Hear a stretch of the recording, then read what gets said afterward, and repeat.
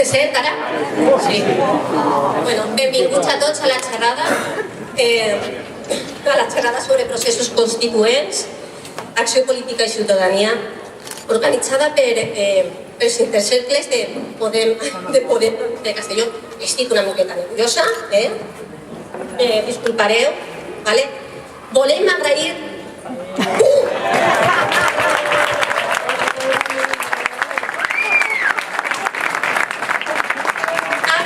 Ahora sí que no soy Lídia, Bueno, abans de tots, agrair tota la vostra presència. La veritat que no mos esperàvem tota la plaça plena de gent. Agrair també la presència d'Arcadi Oliveres i de Juan Carlos Monedero i per haver acceptat aquesta invitació.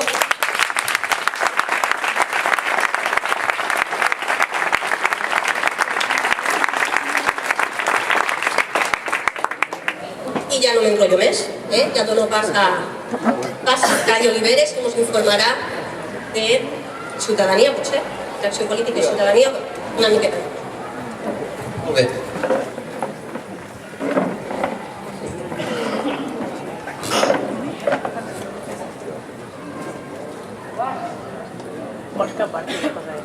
Permís, em posaré aquí perquè he segut allà, no em veuria ningú. Bé, bona tarda, bona vesprà, que diuen per aquests territoris. Molt content de ser a Vinaròs, no per primera vegada, fa un any m'han convidat aquí, vaig tenir l'ocasió de ser-hi, però ara vinc per una raó diferent, per parlar de processos constituents, de ciutadania i d'altres coses per l'estil. M'honora molt fer-ho convidat pels companys, pels cercles de Podemos i de poder compartir aquesta taula amb l'entranyable amic Juan Carlos Monedero. Ell és el que amb propietat pot parlar de processos, pot parlar d'acció política, i jo faré allò que normalment es diu. Quan hi ha un espectacle públic, sempre n'hi ha un primer que fa el que s'anomena de telonero, és a dir, que va entretenint a l'audiència fins que arriba el cantant. I per tant jo, amb molt de gust, faré de telonero. Explicant una mica el que em sembla, procuraré tampoc no allargar-me massa, encara que ens han dit que cada un de nosaltres pot parlar una hora, la qual és terrible. Això crec que parlarem una mica menys, almenys jo, perquè penso que Carlos pot parlar amb més coneixement de cosa. En tot cas, si a mi m'han cridat aquí, avui, aquesta tarda, no és tant per la meva persona, sinó perquè des del mes d'abril de l'any 2013, juntament amb una companya que es diu Teresa Forcades, que segurament molts de vosaltres deveu conèixer, vàrem tirar endavant tot un programa d'acció que mira per on, sense pensar-ho gaire, es deia Procés Constituent. Que no vol ser ni d'ell l'únic, n'hi ha molts altres i molt ben tots, però aquest té aquest nom, que és poc original, i es diu Procés Constituent. Que té, jo diria, bàsicament tres filosofes. Primera, reivindicar un canvi davant de la situació absolutament injusta que existeix des del punt de vista econòmic, des del punt de vista social, des del punt de vista polític, i que anirem destacant. Volem canviar les coses. Segona cosa, també molt important, pretenem, avui en dia ho diu tothom, però cal anar-ho dient, la unitat de l'esquerra, la unitat d'aquelles forces que volen transformar el món, perquè tothom diu que vol transformar, però en realitat és difícil que ens posem tots d'acord. Jo crec que seria bo que ens poséssim tots d'acord. L'altre dia vaig ser a Barcelona amb una taula rodona, hi havia representants de Podemos, hi havia representants d'Esquerra Unida Alternativa, representants de les CUP, representants d'alguns dissidents del PSC, representants d'Iniciativa, i una persona del CUP li va dir: escolta, tots aquests que esteu aquí, el que heu de fer és anar junts, deixar-nos estar distants. I entenc que aquesta hauria de ser una mica la segona. I la tercera, no la vull amagar, nosaltres també ens vam presentar perquè creiem de debò amb el caràcter nacional de Catalunya i per tant també fem reivindicacions en aquest sentit. Potser no és el nostre punt número 1, però és un punt important. Per tant, social, nacional i unitat de l'esquerra. Són bàsicament les tres qüestions per les que ens movem i per les que ens hem mogut al llarg d'aquest any. Què hem fet? Tampoc he vingut aquí a explicar la nostra vida, però sí almenys a dir alguna cosa. Per exemple, dia 11 de setembre, que tots sabeu que és un dia memorable a Catalunya, es va fer, i tothom ho recordarà, allò que es va dir la cadena humana. Els companys que organitzaven, i eren els de l'Assemblea Nacional Catalana, que també són els que organitzen aquest any, ens van dir si volíem anar-hi com a procés constituent. I vàrem dir que sí, que hi aniríem, però amb una petita salvetat. En aquesta cadena humana tothom es donava les mans. Des de gairebé aquí, des de Vinaròs cap amunt, com sabeu, es va fer una gran cadena. Vàrem dir que nosaltres ens situaríem a Barcelona, que donaríem les mans a tota la cadena, però que demanàvem que especialment el nostre lloc fos a prop de la caixa de pensions, a la Diagonal de Barcelona. Perquè volíem encerclar la caixa de pensions entenent que la nostra reivindicació era nacional, com correspon a l'11 de setembre, però també volia ser social. I volíem dir que no estàvem només d'acord amb que Catalunya tingués drets nacionals reconeguts, que ho volem, sinó amb que la situació que en aquell moment simbolitzàvem amb la caixa de pensions canviés. Aquest any hem tornat a fer el mateix. Ens han dit que ara hi haurà no una cadena humana, sinó una V baixa que anirà per la Diagonal i per la Gran Via, i ens hem demanat un altre lloc. La Cruïlla de Diagonal en Passeig de Gràcia. No perquè ens agradi especialment, sinó perquè en aquella Cruïlla hi ha dues coses. Per una banda hi ha el Deutsche Bank, que ens sembla que representa una part dels mals que estem patint, i per altra banda hi ha allò que se'n deia quan era jovenet, l'obelisc de la victòria, i era el reconeixement de la victòria del feixisme a l'estat espanyol. I per tant ens volem situar allà per protestar contra el feixisme i per protestar contra totes les finances del baix banc. Aquesta és una mica una de les nostres peculiaritats. Què més hem fet? No us ho explicaré, només deixeu-me dir una sola cosa perquè els que no ens coneixen sàpiguen una mica quin és el nostre tarannà. Es van produir, com vosaltres ho sabeu, unes eleccions europees el dia 25 de maig.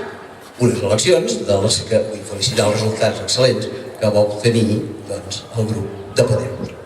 Nosaltres, com a procés constituent, no hi vàrem anar. Ni vàrem apoyar a cap candidatura. Podríem tenir de simpaties amb uns com els altres, però no vàrem apoyar cap candidatura. Però el que sí que vàrem pensar és que sobre Europa calia fer-ne una reflexió. Perquè, malauradament, les eleccions europees es van mesurar molt en context hispànic. I es va dir aquest partit guanya i perd, i això traslladava a les eleccions municipals, a les eleccions autonòmiques o a les eleccions generals donaria aquest resultat. Vàrem entendre que el que es votava allà era molt greu, era el futur d'Europa. I què vàrem fer? Tot i que no anàvem a les eleccions, vàrem programar una jornada de discussió sobre els projectes europeus. I us puc assegurar que el dia, em penso que era 5 de maig, no n'estic segur, podria ser el 4, vàrem convocar una jornada d'abans en Europa a la Fira de Mostres d'Hospitalet i vàrem tenir la sort de que 1.200 persones estiguessin reunides des de les 10 del matí a les 10 del vespre parlant del futur d'Europa sense cap interès electoral entremig. Pensaven que era un tema de suficient importància com perquè la població el conegués i el demanés. Són dos petites mostres de com ens comportem, què fem l'11 de setembre, què fem quan hi ha eleccions.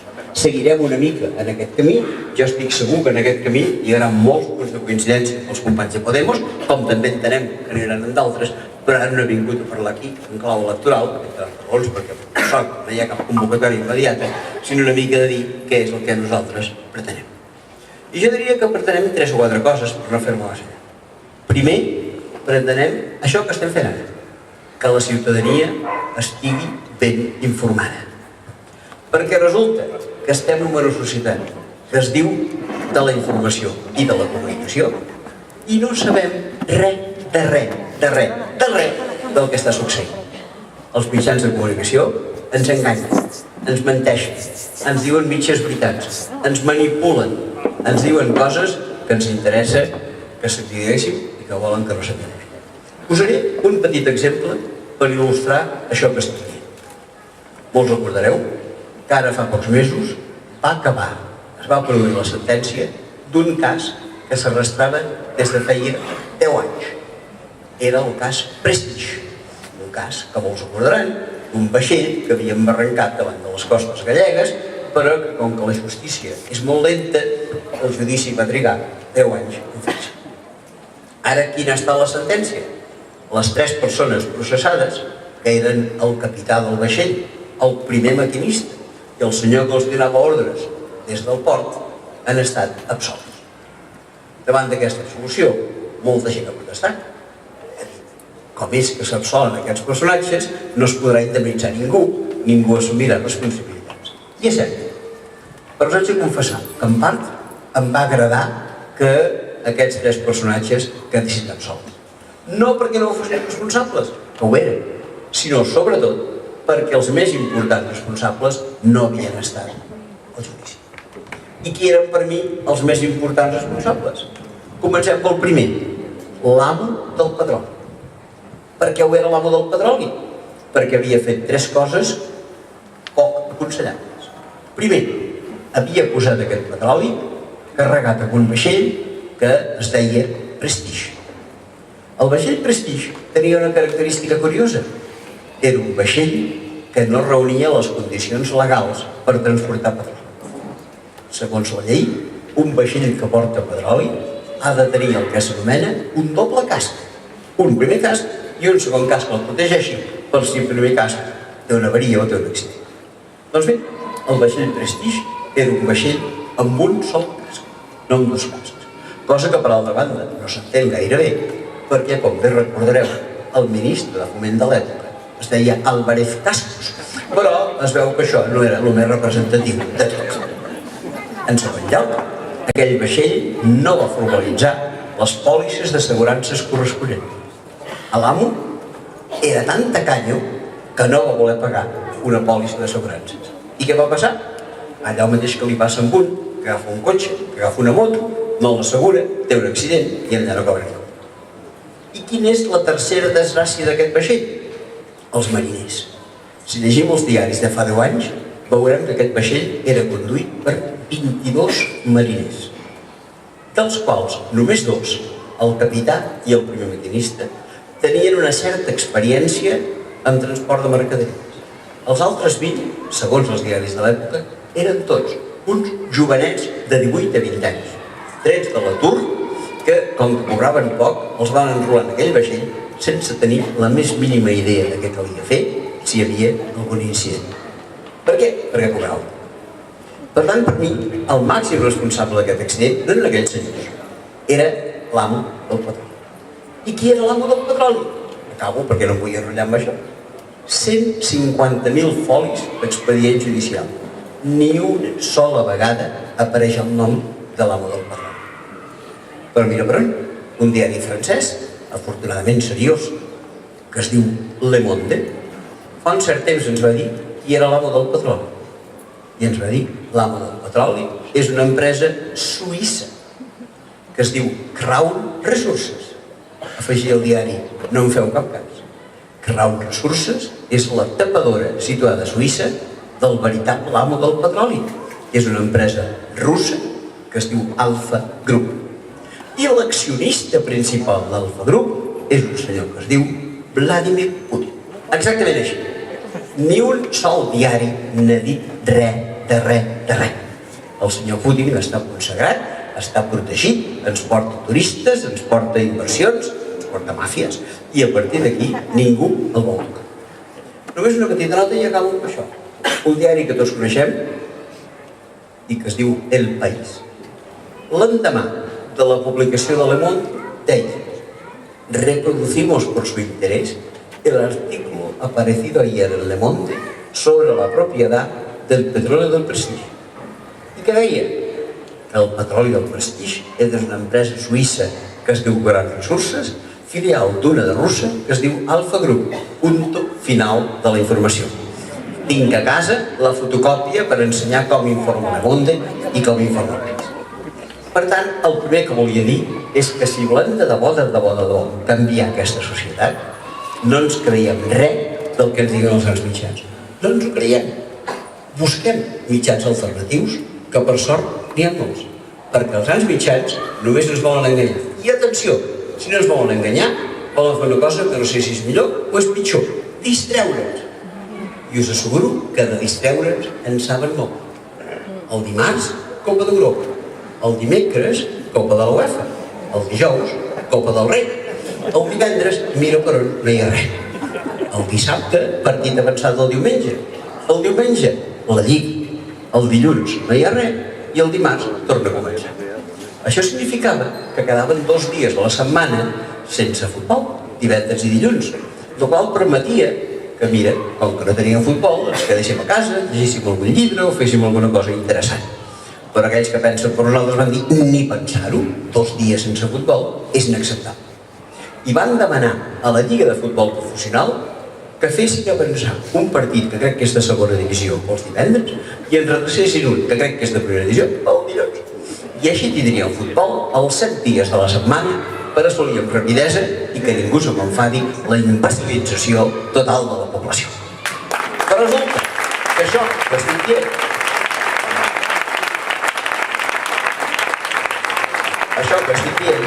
té un problema considerable, que tots el coneixeu, gràcies, que és un problema que es diu mes de maig. El mes de maig s'acaba la Lliga, s'acaba la Copa, s'acaba la Copa d'Europa, i ara, mare de Déu, què farem del personal fins setembre? De maig a setembre veuen, llegeixen 12 llibres, una cosa així, això no passa. Aquest any hem mirat d'arreglar una mica amb això de la Copa del Món, però tampoc dura massa. Què passa? Doncs que aleshores no sabien què fer de la gent de maig a setembre. I van dir, ja no els podem imbecilitzar, no, doncs els idiotitzarem. I us asseguro que van trobar un sistema d'idiotització que llinda la perfecció i que es diu Telecinco. I a partir d'aquí ens tenen a tots agafats. Per tant, aquesta és la cosa que volia dir. Anem molt en compte. No sabem res del que passa, i si no sabem res del que passa, difícilment canviarem aquesta societat malalta que a tots ens agradaria que canviés. Es pot fer? Sí. Afortunadament avui en dia no cal que mirem els grans programes de ràdio i de televisió. Tenim pàgines web, tenim blogs, tenim YouTubes, tenim tot el que vosaltres vulgueu per saber la veritat. Algú dirà, sí, però mira, això porta temps. I tant, de temps tenim tot el que faci falta. L'altre dia posava al diari que la població espanyola de promig mira, no sé si mira o no, però té obert pel televisor 3 hores 20 minuts cada dia. Escolta, què són 3 hores 20 minuts? El televisor, amb un quart d'hora del dia, n'hi ha de sobres. Mires el resum informatiu, no cal que miris la informació perquè repeteix el resum, mires el temps, si t'interessa molt, i un cop a la setmana pots mirar una pel·lícula o pots mirar un partit de futbol i s'ha acabat. Això dividit per 7 dies a la setmana deu ser uns 20 minuts diaris. Resulta que 3 hores 20 minuts, i només ens en falta 20 minuts, ens sobren 3 hores cada dia. I amb aquestes 3 hores cada dia podem anar a internet, podem conèixer pàgines web, podem saber tot el que passa al món. Si no estem prou informats, és senzillament perquè no volem. Per tant, jo el que faria això com a primera recomanació. Ens enganyen i busquem. I ara, un cop sabut això, per no entretenir-me massa, entraré en 3 o 4 problemes que entenc que s'haurien de considerar en profunditat. I quin és el primer? Bé, segurament faré una desviació professional com a economista. Per a mi, el gran problema que hi ha en aquest moment, penso que deriva del món econòmic i més particularment de les finances estafadores que dominen aquest món econòmic. El gran drama de l'economia actual, evidentment n'hi ha molts, però hi ha un drama importantíssim, que tots el coneixem, i es diu l'especulació. L'especulació ha estat en els pisos, ha estat a la borsa, ha estat a tot arreu. I avui en dia, una part important de la crisi que ens estan fent pagar a tots els ciutadans deriva de l'especulació. Permeteu-me que expliqui una cosa que és poc coneguda. Davant de l'especulació borsària existeix sobre la taula, des de fa almenys 20 anys, una proposta que la va fer un Premi Nobel d'Economia nord-americà que es deia James Tobin. Què va dir en Tobin? Davant de totes les operacions especulatives que hi ha al món, caldria que els especuladors fossin castigats pagant un 1 per 1000 del valor del que compren i del valor del que venen. No sembla gaire pagar un 1 per 1000. I a més fer-los pagar avui en dia és senzillíssim, perquè les operacions totes són fetes informàticament, els claves un 1 per 1000 i s'ha acabat la roba. Va fer aquesta proposta. I què va dir amb aquesta proposta? Si apliqueu un 1 per 1000 sobre l'especulació mundial, la meitat de l'especulació desapareixerà. perquè és una especulació que es mou amb uns marges tan petits que la que li poses l'1 per 1000 deixa de ser interessant. Però atenció, l'altra meitat de l'especulació continuarà, perquè es mou amb uns marges més amples. Continuarà, efectivament, i pagarà. I què s'aconseguirà amb aquest 1 per 1000 damunt de la meitat de l'especulació mundial que existiria? Doncs molt senzillament, 200.000 milions de dòlars cada any. Què són 200.000 milions de dòlars cada any? Exactament 4 vegades més del que l'ONU demana cada any per eliminar la fam en el món. Dit d'una altra manera, aplicant un 1 per 1000 de càstig sobre tots els especuladors, aconseguiria anul·lar la meitat de l'especulació i recuperar 4 vegades més el que fa falta per eliminar la fam. Això, com molts d'aquí sabeu, se'n va dir taxa Tobin. La taxa Tobin ha estat votada en el Parlament francès, en el Parlament belga, en el Parlament de Canadà. Què han votat tots aquests parlaments? Que no, perquè els especuladors han pressionat els diputats perquè votessin que no. Però mira per on.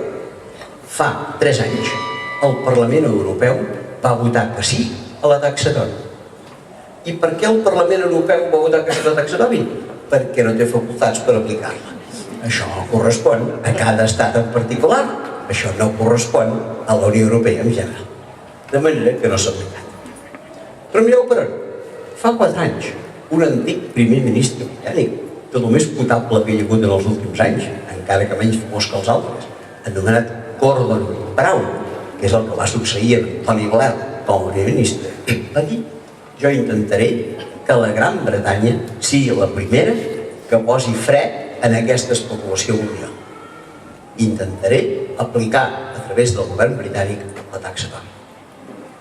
La mateixa tarda, repeteixo, la mateixa tarda que el senyor Gordon Brown pronunciava aquest discurs pel televisor, va sortir volant, en el sentit material de la paraula, des de Washington cap a Londres, el ministre d'Economia del senyor Barack Obama amb una sola instrucció: impedir que el senyor Gordon Brown tirés endavant la taxa Tobin. Quin argument donava aquest senyor? Senzillament que aplicar la taxa Tobin perjudicaria a l'economia nord-americana. No és veritat. Perjudicaria els especuladors americans, que no és exactament el mateix que l'economia nord-americana. Quin era el problema? Que el ministre d'Economia del senyor Barack Obama, un tal Timothy Geithner, abans de ser ministre d'Economia, era especulador. I per tant, evidentment, li interessava molt per l'especulació. Però quan vaig llegir això, em vaig seguir informant i vaig quedar sorprès. No era el ministre del senyor Barack Obama, eren els 7 darrers ministres d'Economia nord-americans, al servei dels 7 últims presidents, durant els darrers 42 anys, que abans de ser ministres d'Economia, tots 7 eren especuladors. I tots 7 treballant al servei d'una única banca, que es diu Goldman Sachs. Una banca delictiva del principi al final. Però aquí no s'acaba la història. Resulta que molts us sabreu que un país prou conegut, que es diu Grècia, governava un personatge que es deia Papandreou. Aquest Papandreou un dia va fer un discurs i va dir: Grècia està endeutada fins al de tot. Hauríem de votar a veure si volem o no volem pagar el deute. Grècia, al cap i a la fi, és el bressol de la democràcia. Cal que els grecs votem si volem o no volem pagar el deute. Quan van sentir la paraula democràcia i la paraula referèndum, 2 persones van tenir un cobriment de cor. Un es deia Nicolas Sarkozy i l'altre Angela Merkel. I què van fer? Van donar un cop d'estat immediatament, no militar, però sí financer, a Grècia. Van destituir en el senyor Papandreou i van col·locar com a primer ministre un personatge que es deia Lucas Papadimos.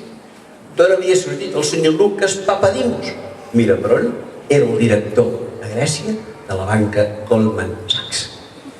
Però resulta que a Itàlia havia passat una cosa similar. A Itàlia governava un personatge que estic segur que no ens agradava a ningú, que es deia Silvio Berlusconi. Tot en un plegat vam saber que en Berlusconi havia plegat, el qual ens va donar una alegria relativa, perquè si mirem qui el va succeir, ens donarem compte que era pitjor el remei que el malaltia. Perquè en Silvio Berlusconi va ser succeït per un senyor que es diu Mario Monti. Si mireu què feia Mario Monti abans de ser primer ministre italià, veureu que durant 8 anys va treballar com un dels màxims responsables de la banca Goldman Sachs. I encara, una última cosa. Us haureu donat compte que en els darrers mesos els bitllets de 5 euros s'han modernitzat. Ara n'hi ha d'ells i n'hi ha de nous. I si mirem els nous, ens donem compte que, a diferència dels vells, porten la firma d'un senyor que autentifica aquells bitllets. Qui és aquest senyor? El president del Banc Central Europeu. Com es diu el president del Banc Central Europeu? Mario Draghi.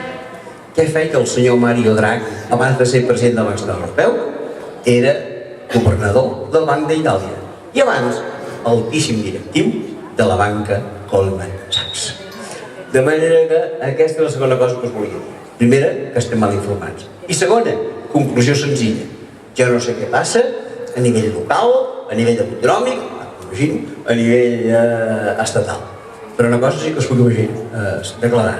A nivell internacional i des del sector financer, aquest món està governat per delinqüents i res més que per perfectes delinqüents.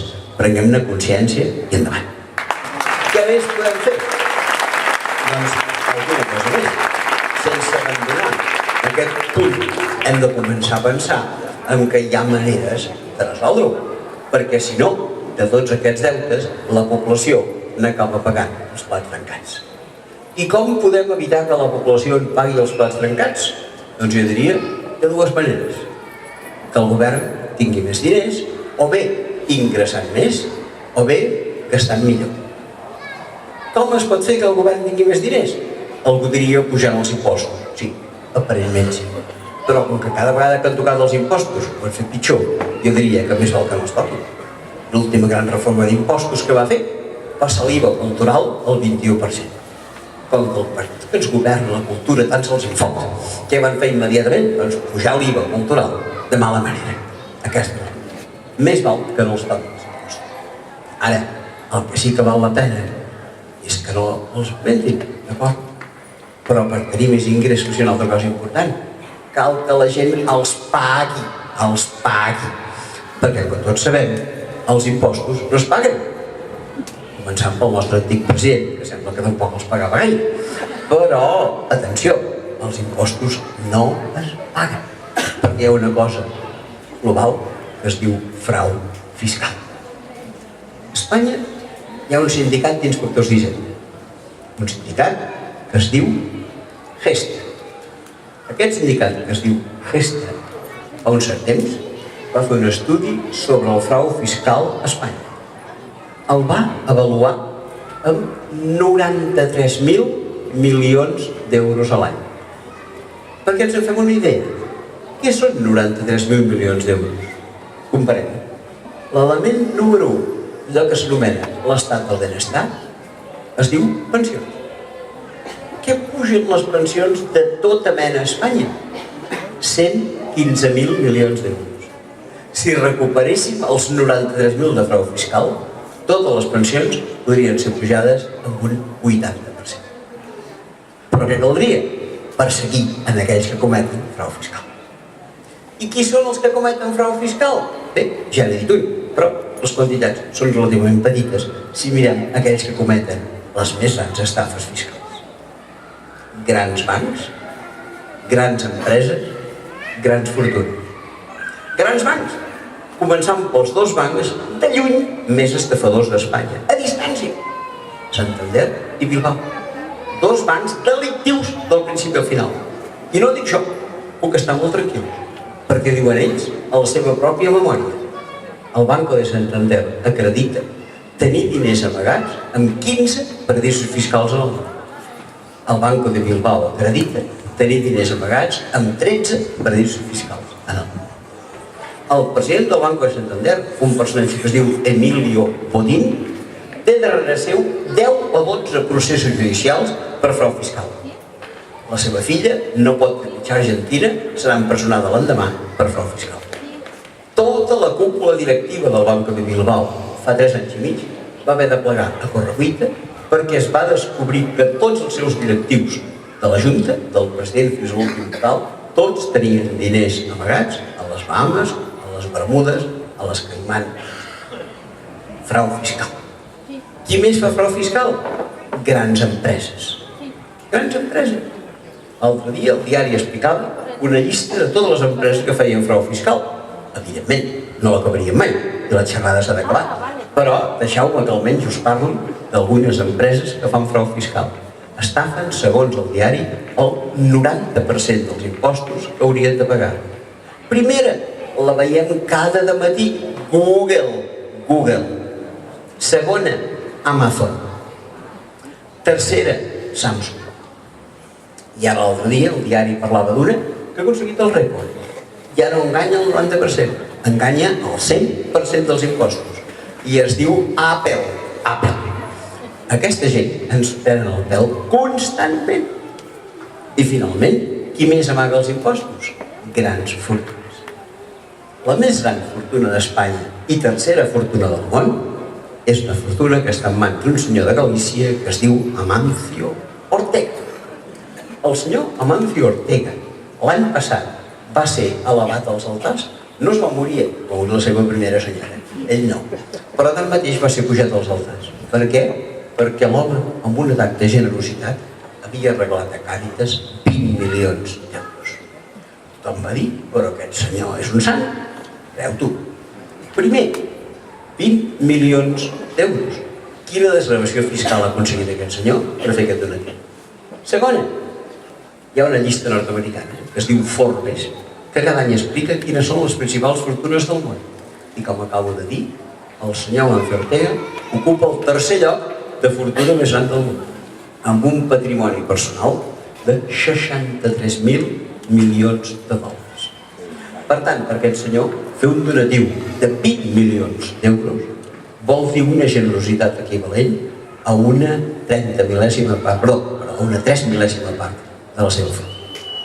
I finalment, de vegades, el mes d'agost, com estem ara, la gent no llegeix massa el diari, estem de vacances i no ens hi fixem. Però mira, per on el diari surt.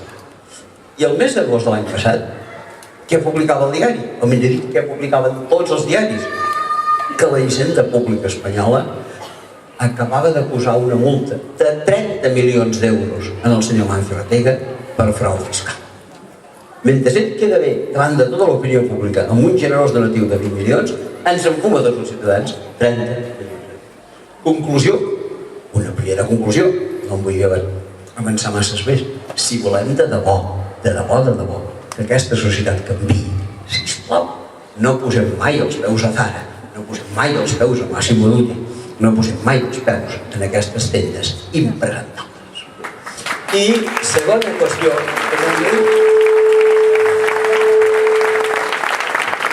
no massa més, perquè veig que va passant el temps, però és encara acabar una mica amb aquest apartat. He dit que per aquesta crisi ens afecti, primer de tot, cal frenar l'especulació. Segon, cal frenar el frau fiscal. I tercer, cal gastar bé. Gasta bé el govern espanyol? Agafa't-hi fora. Més cal anar al aeroport de Castelló del costat, ja sabran vostès el bé que es gasten els calés a casa nostra. Però tot i que a l'aeroport de Castelló o a AVE on pugen 4 passatgers o coses per l'estil és un desastre, jo crec que hi ha almenys 2 elements més que estan en el fons de la crisi i que s'haurien d'eliminar com a despesa immediatament. Primer, és un tema al que m'he dedicat tota la vida. Fins i tot vaig fer la tesi doctoral sobre la qüestió. I es diu despesa militar. No hi ha cap necessitat de que la despesa militar sigui la que és avui aquí. I per si algú de vostès no ho sap, els diré.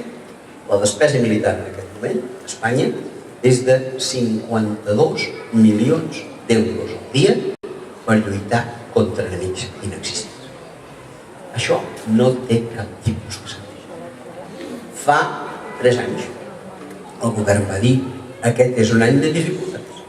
Tots els ministeris veuran retallat el seu pressupost en un 4% respecte a l'any anterior. I a final d'any vam veure que tots els ministeris havien vist baixar el seu pressupost en un 4%, excepte el de defensa, que l'havia vist augmentat en un 28%, amb crèdits extraordinaris fora dels pressupostos de l'Estat. Aquest seria un primer element a considerar. I el segon element, per poder viure bé, quin seria? Doncs, senzillament, no tirar endavant gens ni mica allò que s'anomena el rescat bancari. Els bancs no s'han de rescatar.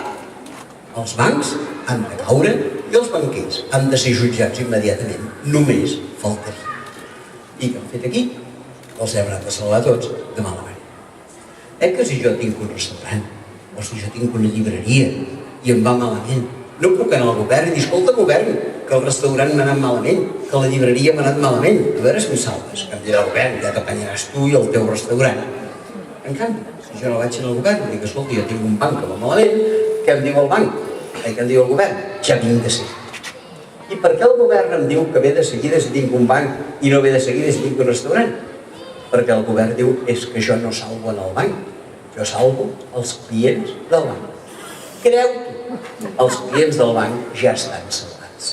Perquè, afortunadament, i de moment encara funciona, el Banc d'Espanya té un instrument que es diu Fons de Garantia de Dipòsits.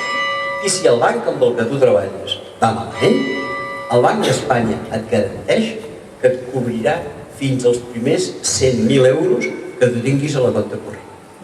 Algú dirà, home, i si en tinc més de 100.000? És que en tens molts. Però, per altra banda, sempre pots posar 100.000 en un banc, 100.000 en un segon banc, 100.000 en un tercer banc i automàticament en tens cobertes. I ho fan? Oh, i tant, ho fan. Aquí deveu conèixer bé Caixa de Catalunya, deveu conèixer bé Bankia, perquè a més també deriva d'accions equivalència, i han fracassat absolutament. Però ningú que hagi tingut diners en aquest banc ha quedat atrapat. El Banc d'Espanya ha pagat tot. No cal salvar els clients. Els clients estan salvats. L'únic que fan amb aquests diners és salvar directius, indemnitzar-los i fer tonteries d'aquest estil. Els bancs no han de ser salvats. I aquí hem anat a corre-cuita a salvar-los. I només poso un exemple del primer dels bancs que va ser salvat en aquesta època de crisi. Un de petitet, però interessant. Es deia Caja de Ahorros de Castilla-La Manxa. Per què la Caja de Ahorros de Castilla-La Manxa va ser salvada? Bueno, va fer un forat de 3.600 milions d'euros. El govern va anar a tapar el forat de 3.600 milions d'euros. Què són 3.600 milions d'euros? Exactament l'equivalent a 3 anys de millora de les pensions. El govern cada any posa al dia les pensions i suposa un increment de despesa de 1.200 milions d'euros. Per tant, donar-ne 3.600 a la Caja de Ahorros volia dir gastar-se en la Caja de Ahorros allò que permetria pujar les pensions 3 anys. Per què la Caja de Ahorros de Castilla-La Manxa va fer aquest forat tan gran? El diari ens ho explicava. Primer, perquè resulta que els directius donaven crèdit, però no el donaven als clients, se'l donaven ells mateixos i no el tornaven. I en segon lloc, què havia fet la Caja de Castilla-La Manxa? Una cosa que des d'aquí coneixeu molt bé. Construir un aeroport, no a Castelló, sinó a Ciutat Real, en el qual no hi puja mai cap avió. Això no hi baixa mai cap avió. I qui eren els responsables de la Caja de Castilla-La Manxa que van fer aquesta barbaritat? Home, doncs molts directius, però sobretot el president i el vicepresident. Qui era el vicepresident de la Caja de... el president de la Caja de Manxa? Un senyor que es diu Juan Pedro Hernández Moltó. El seu nom no ens diu res, però investiguem per internet i sabrem que aquest senyor, fins fa 2 anys, era senador del PSOE i membre de totes les comissions anticorrupció del partit. I si mirem qui és el vicepresident, ens donem compte que és un senyor que es diu Ignacio López del Hierro, el nom del qual tampoc ens diu res. Millor dit sí que ens diu, perquè la setmana passada ens deia que havia entrat al jutjat processat per estafa, però el que sí que ens diu molta cosa és el nom de la seva senyora, que mira per on es diu Dolores de Cospedal, secretària general del Partido Popular. De manera que, evidentment, estem en mans d'aquesta gent. I mentre estiguem, poques coses canviaran. Aniré acabant, perquè penso que ja l'hora es va costant, però permeteu-me que d'aquest tema financer hi doni una petita resposta final. Davant d'aquest desastre financer, nosaltres, els ciutadans, també tenim coses a dir. I ho demanem fa temps, des del procés i des del procés. Davant de la situació bancària, o bé hem de tenir banca pública, o bé hem de tenir banca ètica. Banca pública? Evidentment. Hem gastat milions i milions i milions salvant bancs. I quan els hem tingut salvats, què hem fet? Els hem venut per un euro simbòlic al Banc de Bilbao, al Banc de Sabadell, a la Caixa de Pensions, etc. No, si tu gastes diners per sobre el banc, aquest banc l'has de convertir en un banc públic i posar-lo a la disposició dels ciutadans perquè tinguin crèdit les famílies, les empreses i les persones. Cal potenciar la banca pública. I última cosa, no m'allargaré més perquè hi hauria moltes coses, però vostès han de tenir paciència. I el Juan Carlos també. Quina és l'última cosa que jo proposaria? Senzillament, banca ètica. Ètica. Reconec que l'expressió banca ètica és incomprensible del tot. Perquè la paraula banca i la paraula ètica juntes no les ha vist mai ningú. Quan vaig començar a parlar d'aquests temes, em va trucar un periodista i em va dir: a vostè li agrada el de la banca ètica? I penso que és molt bona innovació. Milito en temes de banca ètica i m'agrada. Em va dir aquest periodista: però vostè s'ha donat compte que banca ètica és un oxímoron? I em va dir: perdoni, però jo aquesta paraulota no l'he sentit mai a la vida. Com no em digui que vol dir oxímoron, no farem res. I aquest periodista molt amable em va dir: sí, oxímoron és una expressió que fan servir els filòlegs per referir-se a aquell grup de dues paraules en què la primera desmenteja la segona i la segona desmenteja la primera. Perquè és obvi que potser que jo pronuncio la paraula banca, l'ètica surt volant. I quan jo pronuncio la paraula ètica, la banca no la trobes enlloc. Em va agradar aquesta idea d'oxímoron. Tant em va agradar que em vaig proposar a mi mateix fer-me una petita col·lecció d'oxímorons. I gairebé, a títol de divertimento, em vaig obrir una llibreteta i vaig posar oxímorons. Primer, banca ètica, d'acord. Però perquè una col·lecció funcioni no pot tenir tan sols una sola peça, ha de tenir més peces.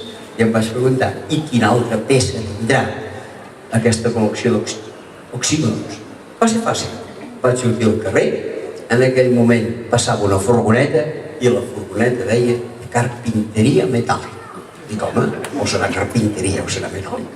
Molt bé, banca ètica, carpinteria metàl·lica. Aleshores, aquells dies estàvem en plena guerra d'Iraq, vaig escoltar les notícies i per la ràdio a la nit van dir a les notícies: en esta población, òbviament iraquí, ha caído fuego amigo. Dic, home, jo pensava que el fuego era enemigo, el fuego amigo. Total, que jo tenia banca ètica, fuego amigo, carpinteria metàl·lica. La col·lecció anava progressant. Em trobo un amic que em diu: què fas? Dic, mira, col·lecció d'oxímorons. Diu, sí, i ja has posat l'oxímoron més conegut. Dic, quin és? Home, diu, és aquell que va popularitzar un còmic nord-americà que es deia Groucho Marx. Dic, sí, tots sabem qui era Groucho Marx. Què deia Groucho Marx? Jo sempre deia el mateix: intel·ligència militar. Molt bé, el vàrem posar allà i tampoc estava malament. I ara no fa gaire temps. Què vas? Doncs que no fa gaire temps. A Barcelona em vaig trobar un company i em va dir: ja saps que aquí a Barcelona ara s'està constituint una nova ONG. Dic, ja hi ha moltes d'ONGs. Com es dirà aquesta nova ONG? I em va dir: mira, es dirà Aduaners Sense Fronteres, que, segons sembla, també és un altre oxímoron per les coses. Doncs bé, independentment de la broma que és molta, que es pot fer amb la banca ètica, us puc dir que aquí tenim l'última de les ofertes de resposta que vull donar-vos, que és començar a treballar en banca ètica. La banca ètica ens ofereix 3 o 4 propostes interessants. Primer, transparència informativa. Ens diu un per un on van a parar els nostres diners. Perquè jo en un banc convencional poso els meus diners i què en faran? Donaran crèdit? Suposem que sí, però ens diuen aquí. La banca ètica et diu un per un qui ha rebut crèdit dels teus diners. En segon lloc, la banca ètica aplica allò que es diuen criteris negatius. Dels diners que vostè posi a la banca, ni 5 cèntims aniran a les armes, aniran a la droga, aniran a la prostitució infantil, aniran a qualsevol a la droga. I finalment, la banca ètica t'ofereix el que s'anomenen criteris positius. Tots els seus diners aniran tan sols destinats a 3 finalitats. Primera, generació de feina. Segona, educació i cultura. Tercera, protecció del medi ambient. I tu saps d'aquesta manera que la teva persona és coherent amb els teus diners. No només quan els diners són a la banca, sinó l'última cosa que vull dir, i que sé que potser és difícil de complir, i si no pot complir, que no s'hi preocupi, però almenys que ho sàpiga. una de les coses més perilloses que fem en aquest món, i demanaria que si es pot deixar de fer, es deixi de fer, és construir un fons de pensions.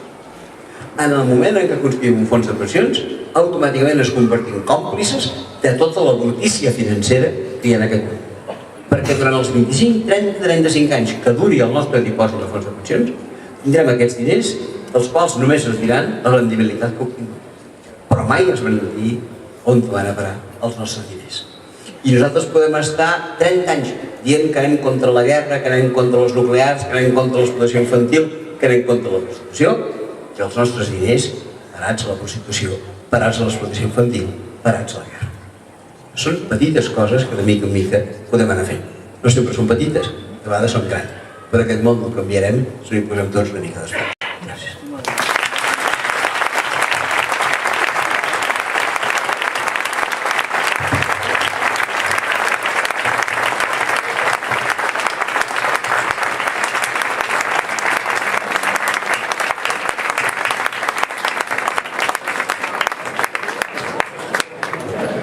Dir-vos que després al final farem un turno de preguntes, ¿vale? Y hay que doler de la vida hasta creer que tiene que llover, tiene que llover, tiene que llover, tiene que llover a cántaros. Buenas noches, Vinaroz. Muchas gracias por estar aquí. Os preguntaréis que por qué he cantado. El otro día, una televisión, 13 TV, por cierto, financiada por la Iglesia. Luego dicen que no tienen que pagar impuestos, pero dinero para financiar esas televisiones sí que tienen. Resulta que en un círculo de Podemos que tenía dificultades, estamos naciendo y hay conflictos normales. Yo decía, invitaba a la gente a que fueran felices en los círculos, a que fueran lugares de encuentro, a que no hubiera sectarismos, a que nadie pusiera malas caras, a que nadie dijera esa frase terrible de yo no estoy en política para hacer amigos, que echasen a la gente con esas actitudes, y que el ideal sería que la gente en los círculos hasta ligase. Y al día siguiente 13 TV tituló Monedero va a los círculos a ligar. Entonces, como quiero darles titulares, quiero que mañana titulen Monedero hipnotiza con cantos maléficos a la ciudadanía de Vinaroz, o algo por el estilo, para que no se aburran. Estaba escuchando la magnífica charla de nuestro compañero Arcadi y recordaba en los inicios de por qué nació Podemos, y recordaba una frase de Groucho Marx, que está Groucho con una señora en la cama matrimonial y entra su señora y Groucho le dice, ¿a quién vas a creer? ¿A tus ojos o a lo que yo te explique? ¿No? Y tengo la sensación de que, claro, escuchando todo lo que ha planteado, de alguna manera nos estaban diciendo algo similar, ¿no? Que Rajoy y compañía, lo que llamamos la casta, nos estaba diciendo, ¿a quién van a creer? ¿Lo que están ustedes viendo o las explicaciones que les estamos dando? Y de repente nos encontramos con algo que yo veo aquí representado esta noche, a este espacio de desobediencia y también de ilusión.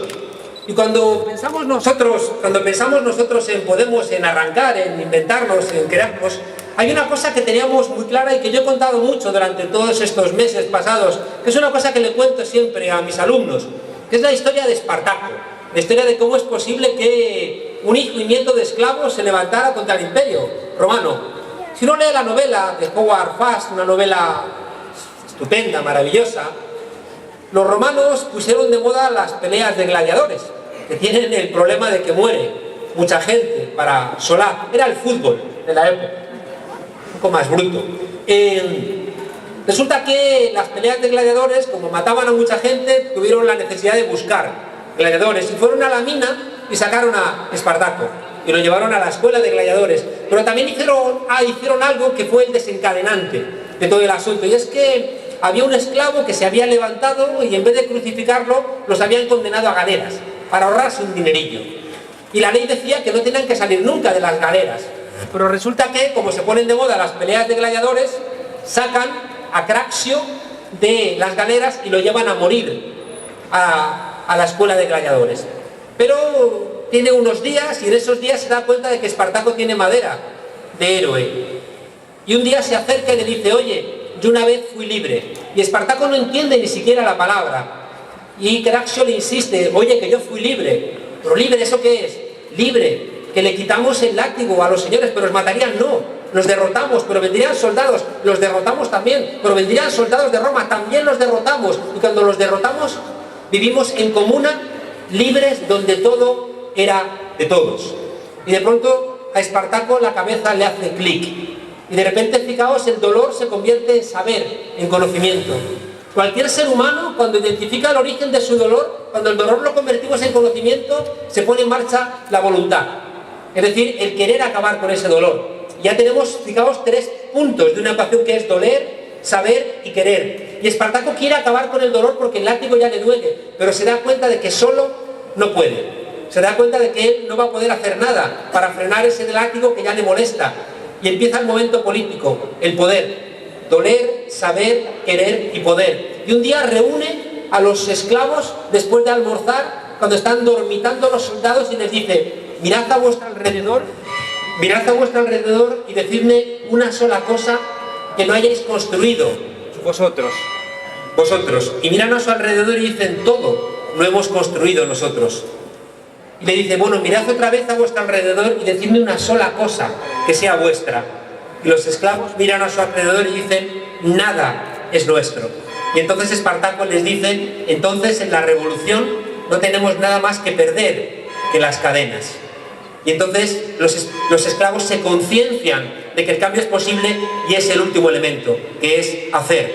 Fijaos que este viaje de doler, saber, querer, poder y hacer tiene sentido solamente si el primer elemento funciona, es decir, si entendemos el dolor en su origen. Solamente tiene sentido si de repente somos conscientes de que ese dolor que estamos sintiendo es un dolor innecesario, que es un dolor que no funciona como si lloviera, sino que hay gente que es víctima y hay otros que son verdugos.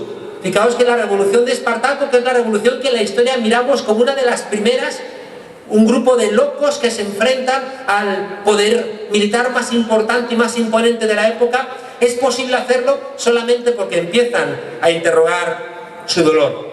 Fijaos que nosotros en Podemos empezamos a hacer ese discurso. Empezamos a decir que el dolor que estábamos sufriendo podíamos no sufrirlo. Y de repente desbaratamos la estrategia central de los partidos de la casta, sobre todo del Partido Popular, que ahora es el que gobierna. Y de repente, fijaos, el Partido Popular empezó a intentar expulsar la posibilidad de transformación de nuestro país, diciendo que el dolor en realidad no nos dolía y que todas las cosas que nos ha contado Arcadi, en fin, ya se pasarían, que no son relevantes. Y de repente había una estrategia, fijaos, para que el dolor no nos doliera, para que sintiéramos el latigazo, pero no transformáramos ese quejido del látigo en conocimiento, para hacer ese viaje que nos llevase a la transformación. Y de repente, fijaos en la estrategia, el Partido Popular expulsa, salió hace un par de días el Instituto Nacional de Estadística con el dato que llevábamos diciéndolo nosotros mucho tiempo y nos llamaron mentirosos. Decíamos que este país estaba expulsando a los jóvenes fuera. Ya ha salido el dato del INE, 1 millón de jóvenes han sido expulsados de España en los últimos 2 años. Imaginaos cómo estarían las calles de nuestras ciudades con ese 1 millón de jóvenes aquí enfadados, viendo cómo la casta se enriquece y como a ellos les dicen: no, es que habéis vivido por encima de vuestras posibilidades y no tenéis ninguna posibilidad. Me río yo de lo que está pasando en Estados Unidos. Me río yo de Ferguson si tuviéramos aquí a 1 millón de jóvenes que han hecho los deberes, que se han formado, que se han esforzado, que han hecho lo que tenían que hacer, y de repente les dicen: no, tú estás condenado a quedarte fuera. Igualmente, fijaos, a los parados de larga duración les han estado bombardeando con la idea de que no hay alternativa, de que ya no son rentables económicamente y que por tanto tienen que resignarse a asumir que no hay ninguna otra solución. Han empezado a atacaros a las mujeres, a haceros otra vez delincuentes. La interrupción voluntaria del embarazo que lograsteis hace 35 años, otra vez os convierte en sospechosas. Y otra vez ellos que tienen dinero irán a abortar a donde sea o a sus clínicas donde puedan pagar, y el resto de las mujeres bajo sospecha de que están conculcando la ley. Y otra vez las mujeres a regresar a las casas, a cubrir las cosas que ya no va a cubrir el Estado porque no hay dinero. Y si no lo hacéis, sois responsables del malestar de las familias. Y si eso no bastara, fijaos, el Partido Popular dice: vamos a cambiar las leyes para que las peleas políticas hoy sean un delito. Y de pronto muchos elementos que estábamos peleando desde el 15M quieren convertirlos en delito. Pero me vais a perdonar, pero se van a joder, porque hasta ahí Podemos, y Podemos está hablando a esa gente y le está diciendo: vais a politizaros y vamos a acabar con esta situación.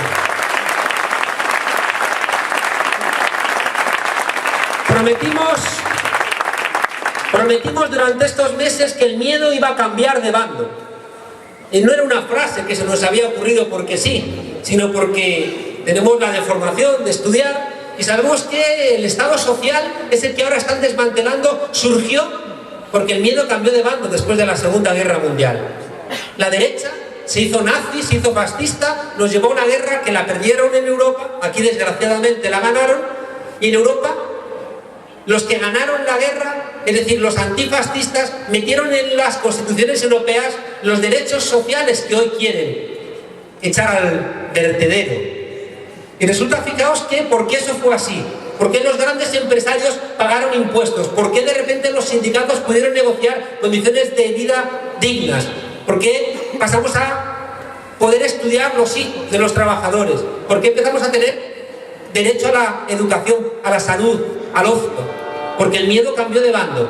Porque de repente los ricos tenían miedo a un continente que había ganado una guerra precisamente a los que querían haber abolido toda la posibilidad de los trabajadores y trabajadoras a una vida digna.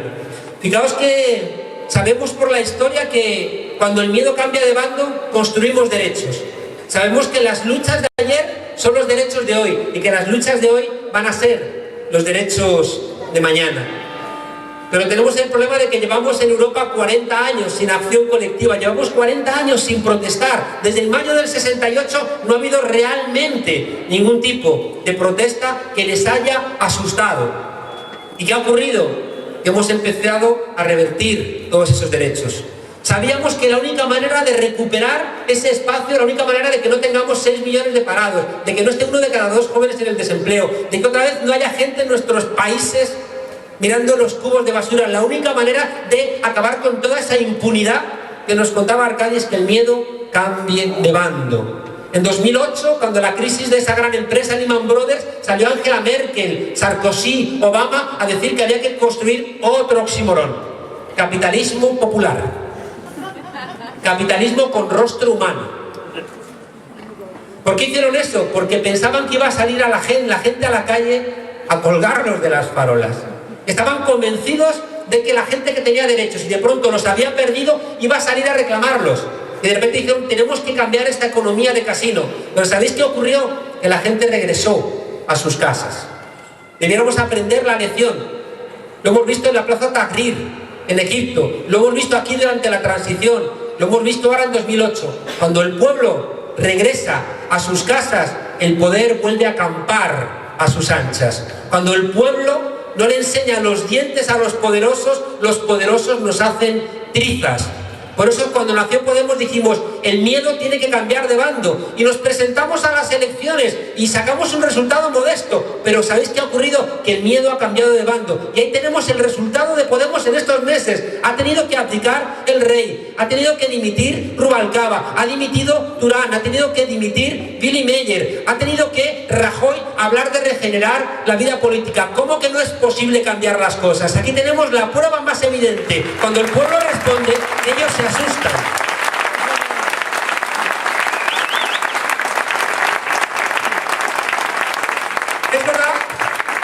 Es verdad que nos queda mucha tarea. Yo siempre digo que hay grietas en la pared, pero que todavía hay mucha pared.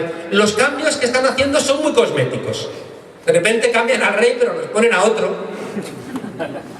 que es de la misma familia. Y en esa familia, yo no sé qué enseñan a la hora de comer, Pero Urdangarín, que jugaba al balonmano, en unos mesecitos ahí lo tenemos, convertido en un consumado chorizo. Tendríamos que haber recordado la historia. A mí me gusta citar al canciller francés, Talleyrand, que decía que es costumbre monárquica el robar, pero los Borbones exageran. Decía que abdica el rey Juan Carlos y nos colocan a Felipe VI sin consultarnos a los ciudadanos, pensando que simplemente presentar a alguien un poquito más joven solventa el deseo que tenemos las españolas y españoles de decidir sobre la jefatura del Estado. El Partido Socialista intentó un cambio. Puso ¿recordáis? Una conferencia política hace poco y pusieron a Rubalcaba otra vez. Y dijo esa frase que todavía yo a veces por la noche me levanto bañado en sudor escuchando a Rubalcaba decir: ¡hemos vuelto! Que yo siempre decía: ¿pero a dónde te has ido? ¿No? Y contaba esta mañana que Jesucristo por lo menos tuvo 3 días fuera y luego resucitó. Pero es que Rubalcaba decía: hemos vuelto. ¿Y a dónde te habías ido? Y ahora han hecho un cambio también guiados estrictamente por la idea de que simplemente por presentar a alguien más joven y apolíneo y apuesto y guapo y atractivo y ya, pensando que solamente con un cambio cosmético se van a solventar los problemas estructurales que tiene el Partido Socialista, pero no es real. Fijaos que han empezado los cambios en España y los cambios son estructurales y por tanto no se van a poder solventar de una manera cosmética. El corazón de la ponencia de hoy es también el corazón de la razón de ser de Podemos. Nacimos para hacer un proceso constituyente en España. Nacimos para cambiar las reglas del juego. Cuando nos pusimos en marcha en diciembre, cuando decidimos saltar, cuando ya no aguantábamos más, a Rajoy diciéndonos: ¿a quién va a creer? ¿A mí o a sus propios ojos? Dijimos: pues vamos a creer en nosotros mismos. Cuando decidimos ponernos en marcha éramos conscientes de que los consensos del régimen del 78, los consensos nacidos de la Constitución del 78 ya no funcionaban, que se habían quebrado y que esos consensos que habían servido para armar peor que mejor, mejor que peor, esa es otra discusión, pero los consensos que nos habían funcionado desde la Constitución del 78 ya no servían. El consenso sobre la monarquía ya no nos sirve. Nos ha mentido el rey. Nos dijo que estaba muy preocupado por la suerte de los españoles y nos enteramos porque se cayó que estaba pegándole tiros a la madre de Dumbo en África. Nos mintió, nos dijo que le dolían las cosas, pero no era cierto. Estaba haciendo el ocio que hacen los aristócratas a 30.000 euros el día. Hemos visto en el entorno de la Casa Real ladrones. Y ya no creemos cuando el rey nos dice que todos los españoles son iguales, porque vemos claramente que no es igual la suerte judicial de la infanta o de Urdangarín que de cualquiera de nosotros. El consenso también, fijaos, territorial está reventando las costuras en Cataluña. La mayor fábrica de independentistas de este país se llama Partido Popular y está en la calle Génova de Madrid. Son ellos los que están llevando a mucha gente al callejón sin salida de decir: si España es eso, pues nosotros no tenemos mucho interés. No me canso de repetir que una de las cosas más hermosas que me ha pasado en esta campaña electoral es recibir bastantes correos diciéndome: si España es Podemos, yo no me quiero ir de España. ¿Y sabéis por qué ha sido eso? Porque somos la única fuerza federal en este país creíble y sincera. Creíble porque somos conscientes de que los pueblos de este país tienen derecho a decidir y que la única manera de que nadie se quiera ir es reconociéndole el derecho a decidir. A veces uno tiene la sensación de que si tu pareja no te quiere, vas a hacer que te quiera a golpes. No, todo lo contrario, todo lo contrario. Y os decía que somos una fuerza federal, somos creíbles porque creemos en el derecho a decidir, pero somos sinceros porque como no queremos que se vaya ninguno de los pueblos que configuran los pueblos de España, tenemos que entender que realmente tenemos que inventarnos una España federal que merezca ese nombre. ¿Por qué no está el Tribunal Constitucional en Barcelona? ¿Por qué no está la Comisión Nacional del Mercado de Valores en Vigo? ¿Por qué no hay el Banco Central Europeo? ¿Quién ha votado al Banco Central Europeo? La Comisión Europea y el Fondo Monetario Internacional. El Fondo Monetario Internacional dictando la política de nuestro país. Que se presenten a las elecciones. Que se presentan a las elecciones diciendo que quieren bajarnos los salarios, aumentar la jornada laboral, cargarse los sindicatos, acabar con la seguridad social en todos sus ámbitos, cerrar los hospitales públicos, que se presenten con ese programa. Y si ganan, tendremos que asumirlo. Ah, pero no operan así. Le mandan un memorándum secreto a Zapatero y junto con Rajoy reforman el artículo 135 de la Constitución española para darle prioridad al pago de la deuda por encima del gasto social. Enriquecemos a los ricos mientras que nuestro pueblo empieza a mirar en los cubos de basura. Se ha roto, fijaos, igualmente el consenso que también funcionó de que cada generación mejoraba el nivel de vida de sus padres y funcionaba ese ascenso social. Hoy se ha roto de una manera extrema. Y ese dato de que otra vez, como en los tiempos de la dictadura, nuestros jóvenes tienen que irse exiliados económicamente de nuestro país, es el dato más claro de que los consensos de la transición se han roto. En ese sentido, fijaos, nosotros entendimos que teníamos que construir nuevos consensos. Que era imposible que en España pudiéramos tener una democracia que mereciera ese nombre si no éramos capaces de reconstruir las bases de la convivencia social. Y empezamos a darle vueltas. ¿Qué hacíamos con la Constitución? ¿Cómo les gustaría a los miembros de la casta que nosotros estuviéramos en contra de la Constitución? Pero es al revés, son ellos los que reforman la Constitución, son ellos los que vacían la Constitución, son ellos los que no respetan las normas, son ellos los que nos han dicho durante mucho tiempo que no teníamos la madurez política suficiente para cambiar la Constitución. No abras el melón de la Constitución, nos decían constantemente, y de repente ellos, porque se lo mandan, los banqueros europeos van y reforman la Constitución y le dan un hachazo al artículo 1 de la Constitución que dice que España es un Estado social, y les da lo mismo. Me contaban en Argentina una historia que me hace pensar mucho en esta gente, y esto es... Estaba un zorro paseando por la selva y tenía mucha hambre. Entonces de repente ve a un cuervo en un árbol y se acerca al cuervo y le dice: cuervo, venid, vamos a platicar, vamos a hablar un poquito. Y el cuervo le dice: nada, tú me quieres comer, ¿no? Pero no, venís y quiero solamente charlar contigo un poco. Que no. Ven, tonto, mira, si tengo aquí un decreto que dice que ya los animales no nos vamos a comer entre nosotros. El cuervo, el que se acerca un poco: baja, que te enseño que ya no nos vamos a comer, si esto ya hay un decreto, ya ha cambiado todo. El cuervo empieza a acercarse y en eso sale un león también con mucha hambre, ve al zorro, se tira a comérselo y empiezan a dar vueltas alrededor del árbol y le grita el cuervo al zorro: enséñale el decreto, enséñale el decreto, ¿no? Tengo la sensación de que esto es lo que han hecho, fijaos, con nuestra Constitución. La han vaciado. En cambio, no dudan en golpearnos en la cabeza con la Constitución constantemente. Y nos acusan a nosotros de que no respetamos la Constitución. Es al revés. Sois vosotros los que la habéis convertido en papel mojado. Entendimos que necesitábamos, fijaos, un proceso constituyente donde por vez primera las españolas y españoles discutiéramos las bases de nuestra convivencia. Por vez primera, porque aquí nunca nos han preguntado sinceramente nada. Nunca. Murió el caudillo y nos dijeron que si queríamos o todo o nada con la ley para la reforma política. Y dijimos, pues bueno, la ley para la reforma política, ¿qué vamos a hacer? Después resulta que 7 padres, ninguna madre, ningún hermano, ningún hijo, 7 padres parieron la Constitución y nos la dieron enterita. Ahí la tenéis, ¿la queréis entera, sí o no? Oigan, la queremos discutir, que no. Cuando yo he visto en América Latina muchos pueblos discutiendo su Constitución, incluso, fijaos, pueblos condenados por el neoliberalismo al analfabetismo han discutido la Constitución. ¿Sabéis por qué? Porque se reunían y el que sabía leer, leía el proyecto de Constitución y lo discutían y escribían y mandaban después enmiendas.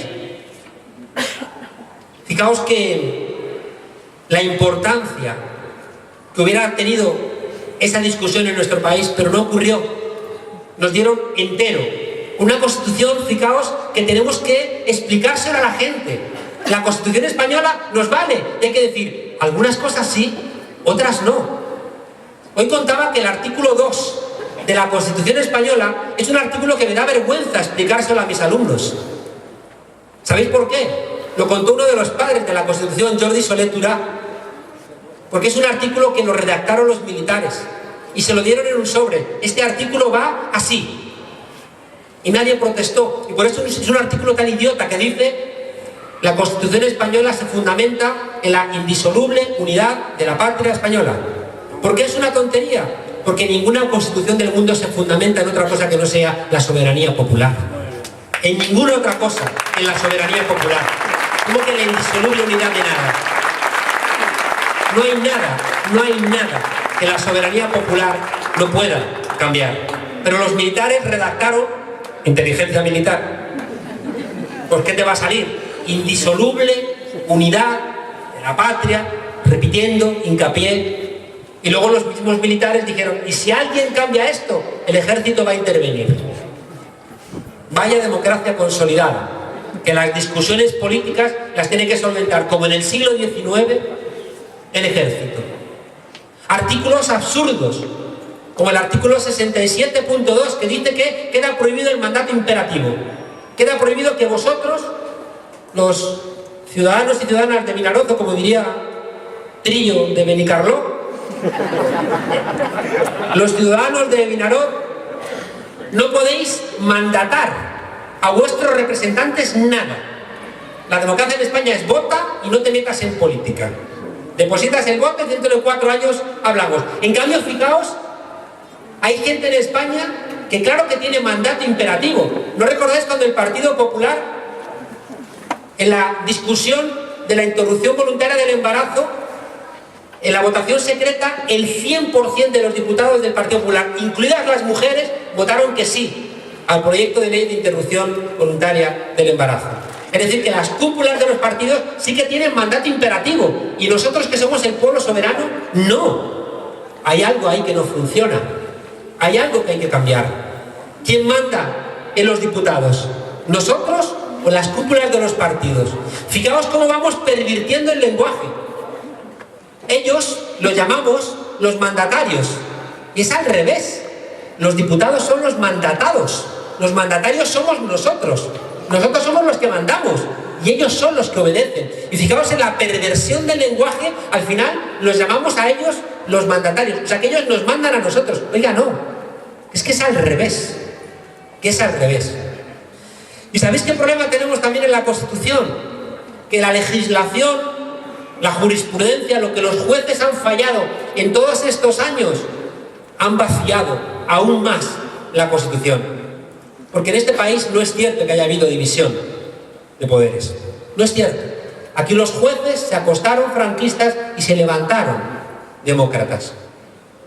Hemos regalado demasiados carnets de demócrata en este país. Y luego vienen los Fabra y esta gente. Pues es que claro, es que piensan que seguimos todavía en tiempos de la dictadura. ¿Por qué son tan impunes?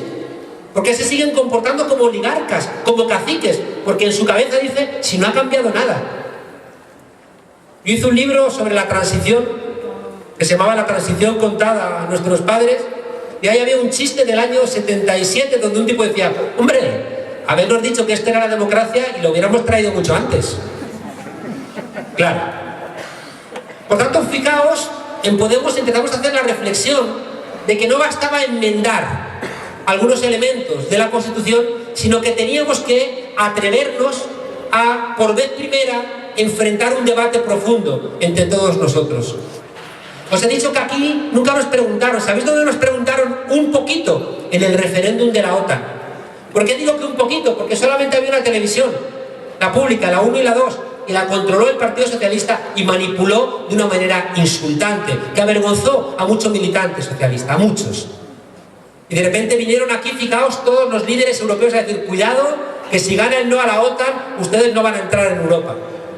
Empezó todo un ataque brutal, pero pese a todo, casi gana el no. Y fijaos que de ese movimiento social, de ese empuje del no a la OTAN, surgió después el comienzo de Izquierda Unida.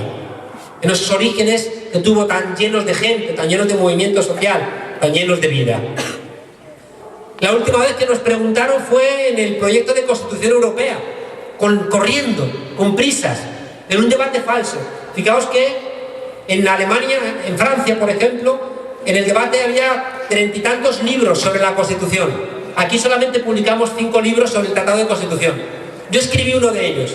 ¿Queréis creer que me invitaron ni una sola vez a un debate? Ni uno. En cambio, fijaos, nosotros que hacíamos debates siempre invitábamos a la gente que estaba a favor del sí. Votamos corriendo. Y al final lo único que recordamos de la campaña del referéndum fue a los del Río, que eran los intelectuales que escogió el poder para defender el sí a la Constitución Europea, y recuerdo unas declaraciones suyas que, claro, por favor que no lo vea nadie en Europa, ¿no? Que eran los del Río diciendo: está muy bien la Constitución Europea, está muy bien, no la hemos leído, pero está muy bien porque siendo Europa está muy bien, y lo que queremos decir a los señores de Europa es que si quieren que les hagamos un himno como la Macarena, que cuenten con ello. Y yo pensaba, esto es la aportación de España a la Constitución Europea. Un himno hecho por los del Río y no el cretino ese del Beethoven, y el himno a la alegría, ¿no? En fin, entendimos, fijaos, por ir al corazón de lo que quería compartir con vosotros, entendimos que hacía falta un proceso constituyente por una razón, por 2 razones muy de fondo. Una es la que os digo. Una es porque este pueblo nunca ha discutido cómo queremos convivir los diferentes pueblos de España, qué relación queremos con la Iglesia, qué relación queremos con Europa, qué relación queremos económica, qué servicios sociales queremos. Todo ese tipo de cuestiones nunca las hemos discutido. Y teníamos que luchar contra muchas trampas. Os cuento otra que mucha gente no la sabe. Somos de los pocos países del mundo, de los pocos, que tienen el sistema electoral, la ley electoral en la Constitución. La ley electoral es una ley, como su nombre indica, y está en una ley. Nosotros la tenemos en la Constitución. ¿Sabéis por qué? Porque los constituyentes dijeron: hay que garantizar que gana la UCD, y por tanto hay que sobrerepresentar a las zonas rurales. Y por eso la Constitución establece que las zonas rurales tienen la misma importancia que las zonas más urbanas. Y por eso en la Constitución nuestra está la ley electoral. Es absurdo. Y por eso tenemos una ley electoral radicalmente desproporcional, donde siempre se garantiza que ganaba uno de los 2 grandes partidos. Claro. El segundo elemento, fijaos que es para mí el más importante, era que, además de que la Constitución, si la discutimos entre todos nosotros, nos va a ayudar mucho a luchar contra lo que llamamos la casta, porque nos va a empoderar como pueblo. ¿Sabéis para qué nos tiene que servir un proceso constituyente? Para luchar contra la mayoría silenciosa. Uno escucha a Arcadi y se pregunta: ¿cómo es posible? ¿Qué más nos tiene que pasar para que despertemos? ¿Qué más tiene que ocurrir para que la gente despierte? Y fijaos, nosotros hemos pensado mucho en Podemos, antes de echarnos a andar, pensamos mucho qué hacíamos con la mayoría silenciosa. ¿Qué hacíamos con toda esa gente que son víctimas y en cambio jalean a los verdugos? Y decidimos entender qué demonios estaba ocurriendo. Nos planteamos, fijaos, entender esa gente que tiene que formar parte de la mayoría que necesitamos para cambiar este país. No podemos regañarles sin más. No podemos insultarles, tenemos que primero entenderles, porque la única manera de conseguir que se vengan a la nueva mayoría es entender. Y dándole vueltas, pensando, discutiendo mucho entre nosotros, entendíamos que la mayoría silenciosa tiene algunos elementos fuertes para ser mayoría silenciosa. ¿Sabéis que la expresión? Oye, yo hablo mucho, dime cuando me tengo que callar. ¿Puedo hablar? Decía que, fijaos que la mayoría silenciosa es una expresión que utilizó Nixon cuando la guerra de Vietnam, para decir que los que están protestando contra la guerra de Vietnam son los perroflautas, pero la mayoría silenciosa está en su casa apoyándonos, ¿no? ¿Qué es lo que hace que ese vecino que todos conocéis no se mueva? ¿Qué es lo que hace que esa vecina, que sabéis que está golpeadísima porque está en el paro, ella, su marido, sus hijos, sigue votando al Partido Popular?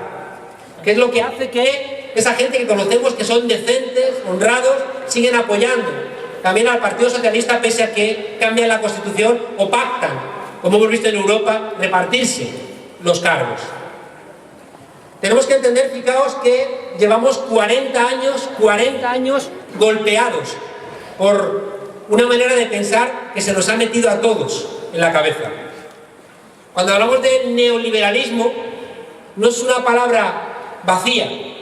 Yo siempre les digo a mis alumnos, el primer día de curso les digo una frase de Unamuno. Le preguntaron a Miguel de Unamuno, un periodista, ¿cree usted que existe Dios? Y Unamuno contestó, dígame usted qué entiende por creer, por existir y por Dios, y entonces le contesto. Tenemos que definir las palabras, no usar neoliberalismo sin saber qué significa. Neoliberalismo, ¿sabéis qué significa? Comportarnos como empresarios de nosotros mismos. Una sociedad neoliberal es una sociedad donde todos somos empresarios de nosotros mismos, donde nos pensamos a nosotros mismos como una empresa y a los demás como nuestros competidores. El sistema siempre nos ha querido fragmentados, porque si no estamos juntos, no tenemos más remedio que vendernos a lo que nos quieran ofrecer. Por eso ellos nunca han querido que estemos juntos. Siempre les ha dado pánico que nos juntemos en plazas, en sindicatos, en ayudas mutuas, en lo que sea. Les ha dado pánico. Quieren que estemos bien aisladitos y que si alguna vez nos juntamos sea en cosas que no nos hagan pensar mucho, como por ejemplo el fútbol. Mirad, vivimos en un mundo, España también, un mundo muy mercantilizado. Tenemos que entenderlo. Tenemos que entender que todo se ha convertido en una mercancía, todo. Estudiar, la amistad, viajar, el ocio, el deporte. ¿Y sabéis qué ocurre? Que cuando todos somos una mercancía, tenemos miedo, porque no sabemos si vamos a ser rentables o no somos rentables. Y eso nos produce un profundo miedo. ¿Y sabéis quién pesca en el miedo? Los conservadores. Cuando alguien tiene miedo, va a ser rehén de las políticas de la derecha que te van a decir: tu enemigo es el inmigrante, tu enemigo son los políticos, tu enemigo es el sindicato. En este mundo, fijaos, mercantilizado, donde todo es una mercancía, tenemos miedo.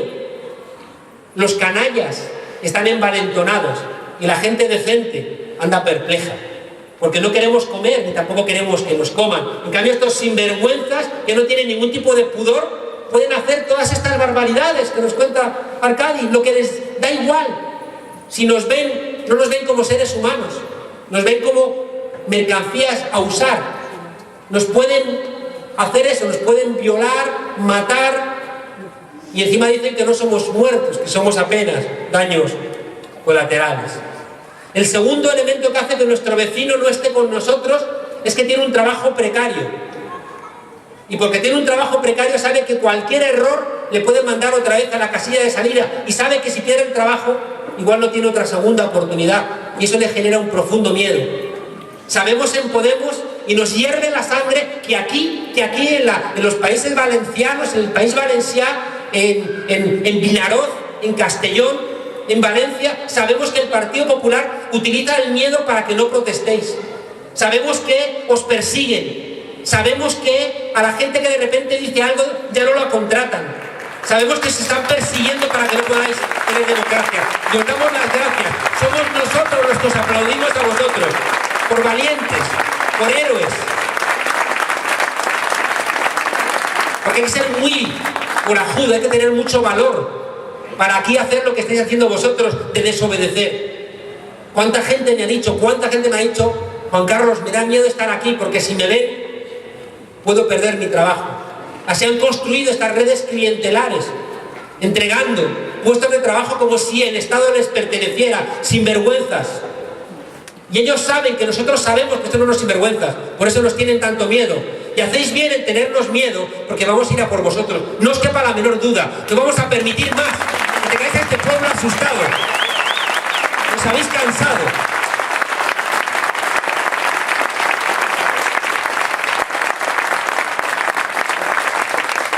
Un mundo mercantilizado, un mundo precarizado laboralmente y, en tercer lugar, un mundo desconectado. Es curioso que en esta sociedad supuestamente interconectada estamos muy solos, no sabemos quién vive arriba, no tenemos realmente tantas redes, trabajamos demasiadas horas, nos comunicamos a través de los medios de comunicación, pero nos vemos menos, nos encontramos menos. ¿Y sabéis qué ocurre? Que también tenemos miedo, porque estamos solos. Fijaos qué razones profundas para esa mayoría silenciosa. ¿Por qué os cuento esto? También para ir terminando. Porque si queremos cambiar la situación, tenemos que entender que esos tres elementos los tenemos que revertir. Tenemos que dejar de convertir el mundo en una enorme mercancía. Tenemos que salir de ese juego perverso, donde todo se compra y se vende. Y si algo no es rentable, algo no funciona. Tenemos que desterrar ese tipo de cuestiones de nuestra cabeza. Y tenemos que meterlo en la Constitución. Tenemos que meter en la Constitución que el agua no es una mercancía. ¿Sabéis por qué en la Constitución de Bolivia el agua está entre los primeros derechos humanos? ¿Sabéis por qué? Porque en 2000 se partieron la boca porque les quisieron privatizar el agua. Las revueltas de Cochabamba, en Bolivia, donde ese pueblo se echó a la calle porque les habían privatizado el agua. No tenían agua y dijeron, pues si no tenemos agua no tenemos vida, y entonces nos la jugamos. Y pelearon y ganaron.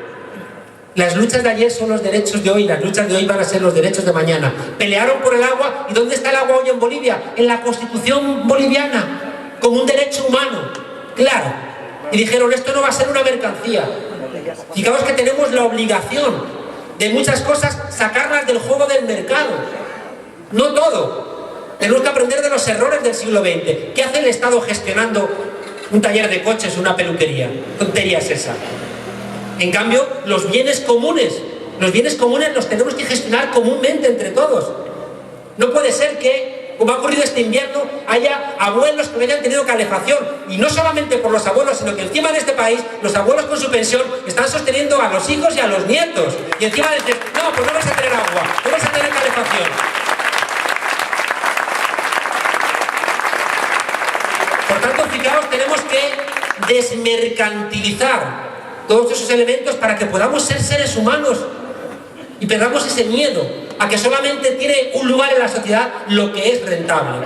En segundo lugar, tenemos que revertir ese miedo a la precarización laboral. Tenemos que pensar qué hacemos con el desempleo.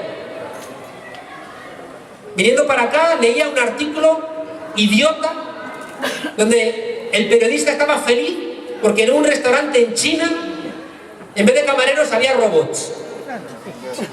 Yo decía, pues como no vaya a comer a ese restaurante una tostadora, ya me dirá usted quién va a poder pagar en el restaurante. Si no hay trabajadores que ingresen dinero, está muy bien, está genial que haya robots.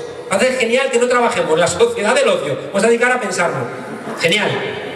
Pero cuidado, si no hay trabajo para todos, ¿cómo estamos en la sociedad? ¿De qué vivimos? Tenemos que empezar a pensar en rentas básicas, tenemos que empezar a pensar en el reparto del trabajo. Pero ¿sabéis qué están haciendo ellos? Lo contrario. O sea, que hay menos trabajo por el desarrollo tecnológico y en cambio, ¿qué están haciendo? Aumentando la jornada laboral y aumentando también la edad de jubilación. Lo contrario. Tenemos que meter en la Constitución cuáles son los elementos que nos permiten ser seres humanos. Cuáles son los elementos que nos permiten sobrevivir en nuestra sociedad.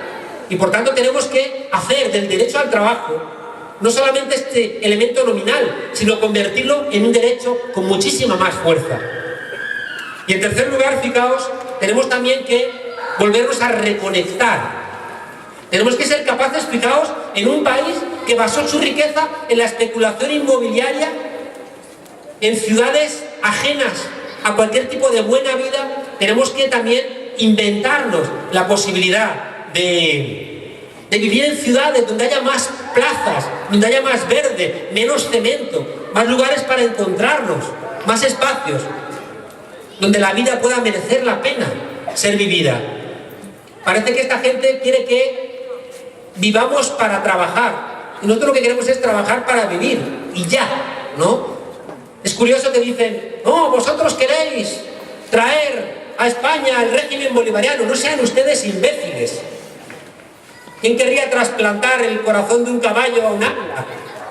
Somos profesores de ciencia política, sabemos que no se pueden cambiar las cosas de un lugar a otro. Ojalá pudiéramos llevar a América Latina la seguridad social que teníamos. Ojalá.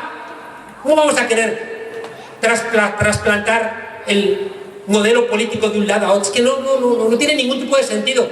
Pero es que hacen sus trampas.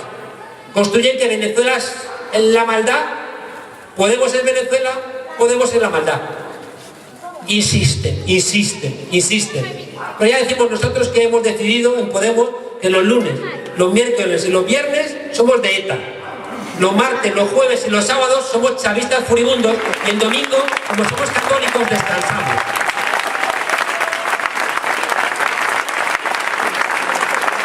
Termino. Si hablamos de un proceso constituyente es porque llevamos mucho tiempo haciendo buenos diagnósticos. Y ahora lo que tenemos que hacer es convertir los diagnósticos en posibilidad de cambiar las cosas. Me gusta un poeta, Juan Carlos Mestre, que dice que las estrellas para quien las trabaja, ¿no? Tenemos que empezar a recuperar las cosas que son nuestras. No hay solución si seguimos delegando la política. Lo hemos dicho durante la campaña electoral. Si nos vais a apoyar a la gente de Podemos para que os demos lo que ya creéis que no os da ni el PSOE ni el PP, no nos votéis. Si nos apoyáis, que sea porque al día siguiente estáis dispuestos a seguir apoyando con vuestra inteligencia, con vuestro esfuerzo, con vuestro trabajo, los cambios que tenemos que hacer en este país. Solos no vamos a poder, solamente va a ser posible todos juntos. No hay solución.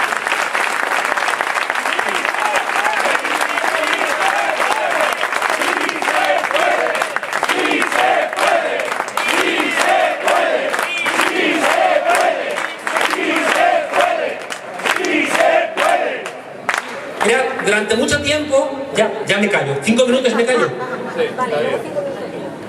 ¿Ya? Bueno, voy a terminar de verdad. Durante mucho tiempo el pensamiento crítico ha usado una frase de las tesis sobre Feuerbach, que era otro filósofo de Marx. Es una tesis muy repetida. En la Universidad Humboldt en Berlín está ahí, puesta a la entrada. Y la frase dice, me gusta decirlo así, die Philosophen haben die Welt nun verschieden interpretiert, es geht darauf an, sie zu verändern. Ustedes dirán, ¿por qué lo dices en alemán? Para hacerte el listo. Para que cuando 13TV diga, esto es de Podemos, pues sabemos idioma. ¿Qué? Bueno, la tesis 11 sobre Feuerbach dice, hasta ahora los filósofos han interpretado de manera diferente el mundo. De lo que se trata es de transformarlo. Marx estaba cansado de Hegel, que pensaba mucho y muy bien, pero al final lo único que le ponía en la vida era el Estado prusiano. Y Hegel y Marx decía, hombre, vamos a transformar algo. Tanto pensar, vamos a poner el pensamiento al servicio de la transformación. ¿Sabéis algo que creo que tenemos que pensar todas y todos? Que estamos en un momento histórico donde tenemos otra vez que interpretar el mundo. Fijaos lo que os estoy diciendo. Si realmente queremos transformar el mundo, tenemos otra vez que interpretarlo. Tenemos que entender que el mundo ha cambiado, que no es igual en el 2014 que hace 50 años, que han cambiado demasiadas cosas y tenemos que atrevernos. Tenemos que salir del miedo, de la parálisis. Tenemos que atrevernos a pensar cómo es el mundo en el que vivimos. Por eso fijaos la importancia central de un proceso constituyente, porque si discutimos las bases de nuestra vida social, vamos a tener que discutir todas estas cosas que os decía. ¿Cuál es el lugar que en el siglo XXI tiene que tener nuestra relación con la Iglesia? ¿Qué relación queremos con Europa? ¿Qué relación queremos con los diferentes pueblos? ¿Qué significa hoy tener un Estado o no tenerlo? ¿Qué hacemos con el trabajo? ¿Qué hacemos con el conocimiento, con el ocio? ¿Qué hacemos con tantas y tantas cosas que han cambiado? Y por tanto, fijaos, ¿qué hacemos con el medio ambiente? Porque estamos en crisis y no nos estamos acordando que el planeta Tierra está amenazado de muerte. Y ya no hablamos de eso, porque la gente dice, bastante tengo yo, que llevo todo este tiempo en el paro como para tener que ocuparme también del medio ambiente. ¿Qué tenemos que esperar? ¿Otro Katrina, otro tsunami, un desastre para que reflexionemos? Qué importante es que podamos tener esa discusión esa discusión en profundidad. ¿Y sabéis dónde tiene lugar esa discusión en profundidad? Solamente en un proceso constituyente. ¿Sabéis qué tenemos que hacer? Tenemos que desaprender todos esos oxímorones, que son miles, son demasiados. Ahora ya no hay despidos, hay ajuste de plantilla. Ya no hay estancamiento, hay crecimiento cero. A tu lista. Crecimiento cero. Oiga, ese crecimiento no es cero. O sea, no. Claro, crecimiento negativo. Y dice, ¿pero qué estoy diciendo? Me estoy engañando. Estados Unidos no hablaba nunca de tortura. Hablaba de procedimientos de facilitación de ulterior toma de información. Oiga, pero me duele. No hay muertos en Irak, no hay muertos en Gaza. Fuego amigo, daños colaterales.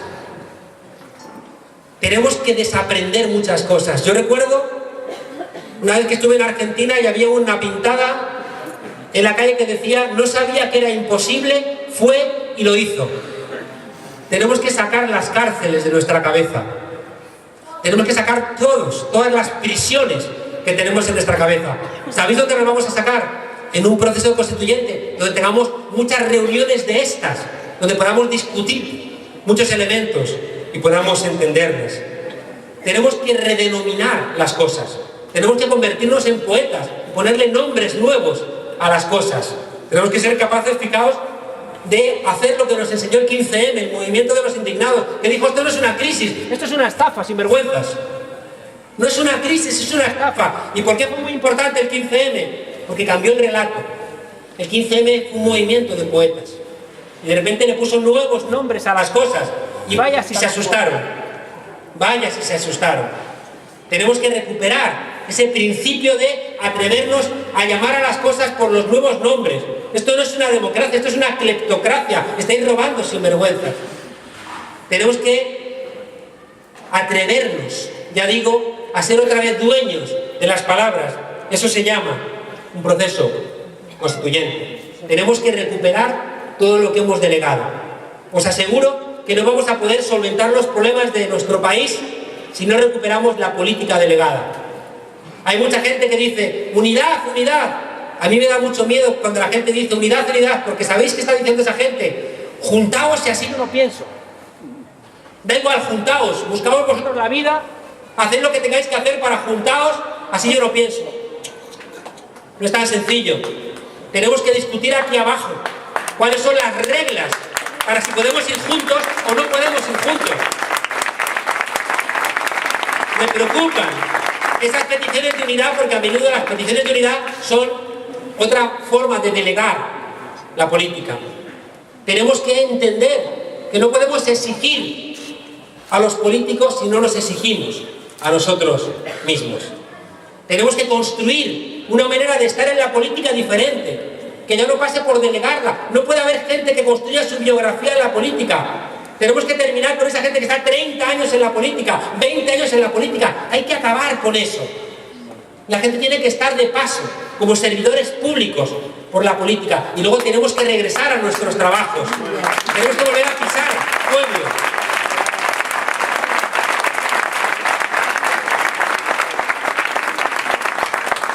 Termino de verdad diciéndoos que hay muchas cosas que no sabemos todavía cómo son, pero lo que sí sabemos perfectamente es lo que no queremos. Tenemos todos claro lo que no queremos. ¿Y sabéis qué es lo que tenemos que hacer? Y por eso un proceso constituyente. Porque cada vez que alguien no quiere algo, y no lo quiere no para sí mismo, sino que no lo quiere para nadie, es una teselita, una pieza del mosaico, que lo ponemos en la pared. Cuando juntemos todas esas teselas, ahí va a estar el dibujo. Y eso al final, si os dais cuenta, es un proceso constituyente. Es entender las cosas que no queremos en nuestra sociedad. Ver de las cosas que no queremos qué se puede, qué no se puede. Discutirlo. Plantear cuáles son nuestras necesidades. Cuáles son las necesidades de al lado, de otro lugar, del Estado. Empezar a pensar también en términos de generosidad. Porque estamos pensando en términos de nosotros mismos, no en términos de quien exige. Es que no es igual que nosotros pensemos en las necesidades de otros pueblos del Estado y que pensemos en términos de pueblos necesitados a que le encarguemos a los representantes que solventen los problemas con los representantes del otro lado. Y que encima nosotros nos azucen como si nos odiáramos entre nosotros. No. Los pueblos por lo general nunca se odian. Se odian los políticos y azuzan el odio porque así tienen su nicho de poder para encontrar un trabajo cómodo para ellos. El proceso constituyente nos va a dar, fijaos, ese dibujo. Fijaos que la promesa es hermosa. Recuperamos la política. Terminamos con esa política de Estado en nuestro país que hacía de la resignación una política de Estado. Yo recuerdo en la transición, en el año 77, un chiste que un tipo en un mitin en las primeras elecciones decía: o nosotros o el caos. Y desde el público uno le decía: el caos, el caos. Y el tipo decía: da igual, el caos también somos nosotros. La resignación ha sido una política de Estado. En cambio, en un proceso constituyente, la política vuelve otra vez a nuestras manos. El poder constituyente lo tiene el pueblo. ¿Sabéis quién tiene ahora mismo en nuestro país el poder constituyente? El poder constituido, el Parlamento, el Gobierno. Por el poder constituyente somos nosotros. Ellos son el poder constituido. Os he dicho que hay una ecuación que es doler, saber, querer, poder y hacer. Solamente cuando hagamos del dolor de esta situación que tenemos de democracia vaciada, solamente cuando hagamos, ya digo, del dolor de esta democracia vaciada, conocimiento, vamos a transitar este camino. Queremos construir una nueva mayoría en este país de países. Queremos sentar las bases para una vida más digna. Nos dijeron que no era posible, pero aquí estamos nosotros, creciendo y creciendo, porque estáis leyendo que Podemos no somos nosotros. Estáis leyendo que Podemos sois vosotros. Y estáis haciendo cierto algo que a mí siempre me ha emocionado, que es una frase de Bertolt Brecht, que decía que solo los pueblos con convicciones son los pueblos que tienen esperanza. Gracias por tener tanto valor.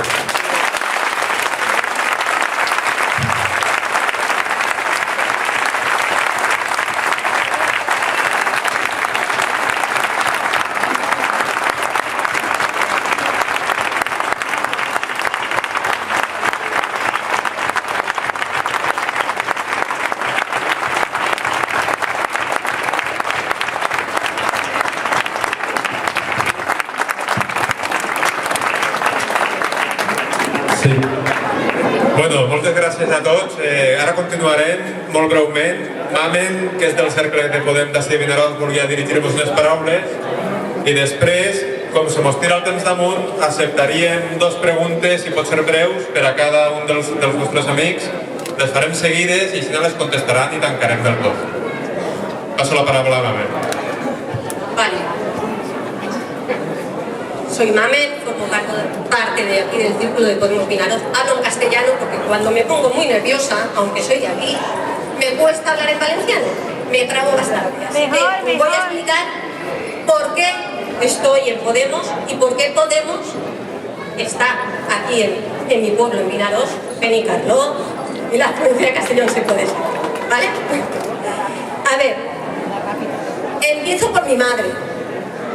¿Vale? Mi madre es una mujer, mi madre es